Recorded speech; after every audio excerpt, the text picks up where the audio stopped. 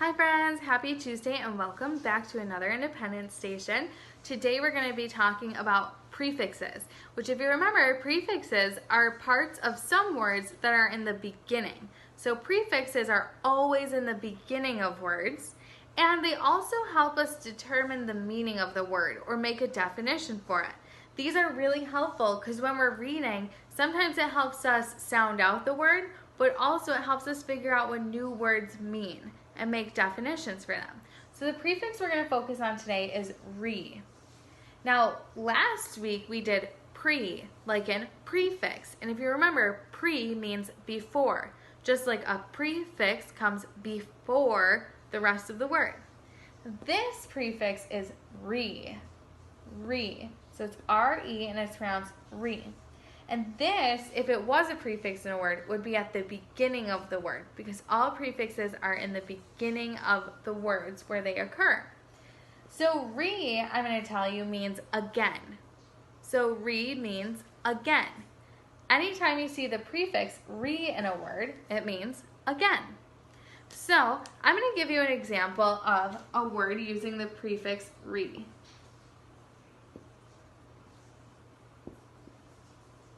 Okay, this word is reapply. Reapply. Well, apply means to do something. And what does re mean? Good. Re means again. So reapply means to do something again. Reapply means to do something again.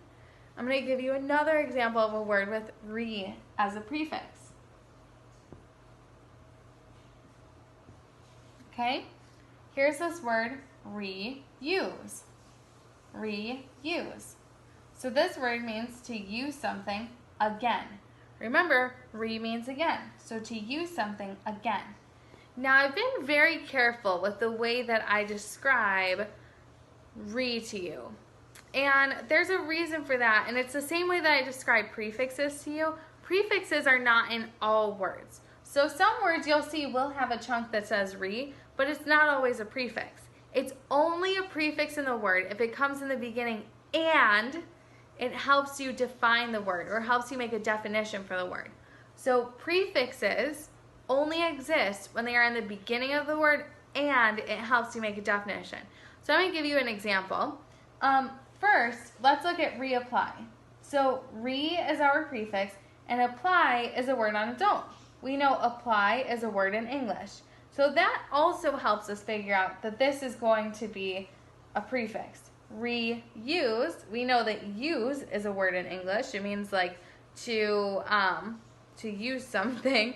It means to pick something up and have it for a certain purpose. So to use something again. So when we're looking at those prefixes, we want to make sure that the word attached to them is a real word in English. That usually helps us. So one of our vocabulary words this week for our story in Wit and Wisdom is repellent. Now I'm going to underline it because I see re here. So repellent. I'm going to cover up re. Is pellant a word in English? Pellant? Oh, sorry, it's hard for you to see, my light's on. Is pellant a word? No. So is re and repellent a prefix? No, because it doesn't help us make the definition of a word, and also it's not connected to a real word in English. So this one does not use the prefix re. Even though we see re hidden in there, it's not a prefix because it doesn't help us make a definition for the word. Instead, it's just a chunk in the word. So we can use it to help sound out the word, but not to figure out the definition. But in reapply, it means to apply something or do it again. And reuse, it means to use something again. Now here's another example for you. Return. When you're turning, you're kind of moving. So we see that prefix re, and then turn is a real word in English. So return. Turn is like when you're coming like back to something. So when you're turning, you're going like around a corner and usually you're like coming back. So So return means to turn again. So it means to go back and do it again. So return means basically like to turn around again.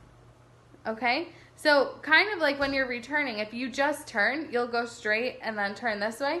But if you return, you'll go straight, turn, and then you'll come back. So returning means to turn around again. So means again. And I'm going to ask you at the end of this video in one of your questions for the book survey to figure out, to see if you remember what that prefix re means. All right, we're going to hop back into our story right now. If you remember, the last thing was when Miss Plimsoll asked John to talk to him after class because he was complaining that his chocolate turned to pencil. His pencil turned to chocolate. Sorry, friends. I'm cuckoo bananas today. All right. And this is the picture that the illustrator included at the beginning of this chapter 6. So we see what looks like a chocolate pencil, regular pencil, and maybe a stretched out pencil. That's kind of weird. I wonder, or a jump rope. I bet it's a jump rope. Take a look at it a little bit closer. So it looks like a pencil, a chocolate pencil, and a jump rope. So I'm going to make the prediction that maybe Miss Plimsoll doesn't let John go to recess or something, because there's a jump rope in there. When the others had been excused to go out for mid-morning play, John had to go and stand by Miss Plimsoll's desk. Yep, so there it is. It says that they went out for mid-morning play, which means they're going out for recess in the morning. John, Miss Plimsoll said, you mustn't make up silly stories to excuse your failures. I must have the truth. What did you do with your pencil? This is it, John said, showing Miss Plimsoll the pointed stick of chocolate. Really, it is. It changed. What do you mean it changed? Miss Plimsoll demanded. That's my pencil, John tried to explain, only it isn't the same anymore. Nothing stays the same today if I put it into my mouth. The same thing happened when I chewed my gloves. They were chocolate too. John, said Miss Plimsoll slowly, do you feel all right?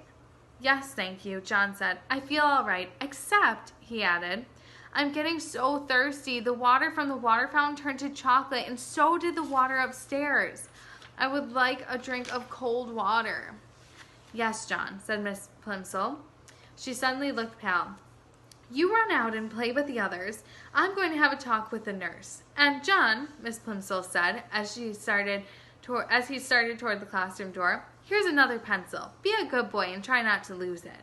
I'm afraid I'll have to keep this piece of chocolate until school's out. You know we don't allow anyone to eat candy in class. Miss Plimsoll put the slightly chewed chocolate pencil in her desk drawer, and John went out to look for Susan. He found her skipping rope with 2 girls in his class. John usually scorned skipping rope. He preferred hide-and-seek, tag, FBI, and spies, kick the can, or any other good, exciting game. Jumping up and down in one place just to avoid being hit by a rope seemed silly to him. But he was sorry for having spoiled Susan's silver dollar, and he was willing to make a sacrifice. Susan, he said. Susan continued to bounce on one foot as her 2 friends swung the rope over and under and over and under and over and under her. She didn't seem to notice John. I'll skip with you, he offered. Susan stopped and the rope caught her shins.